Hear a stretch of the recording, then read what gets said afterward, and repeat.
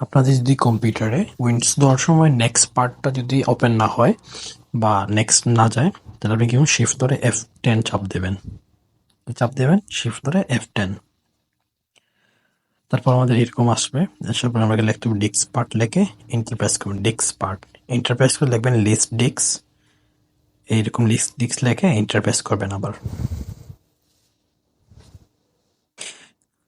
তারপর লিখবেন sel disk, SELDISK, sel disk.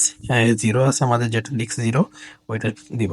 এরপর আমরা লিখবো ক্লিন, CLEN, ক্লিন লিখে এন্টার প্রেস করব। তারপর আমরা জাস্ট এটা ক্লোজ করে দেব।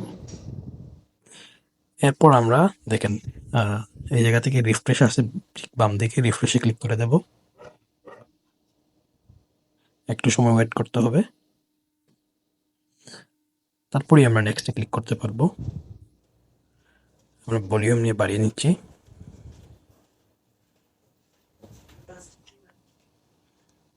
এখানে আমরা 1,20,000 দিয়ে দিলাম। হ্যাঁ, নেক্সটে ক্লিক করলাম আমরা। নেক্সটে ক্লিক করার সাথে সাথেই আমাদের উইন্ডোজ স্টার্ট হয়ে গেল। ওকে, এরকম আরো ভিডিও পেতে আমাদের চ্যানেলটি সাবস্ক্রাইব করে রাখুন।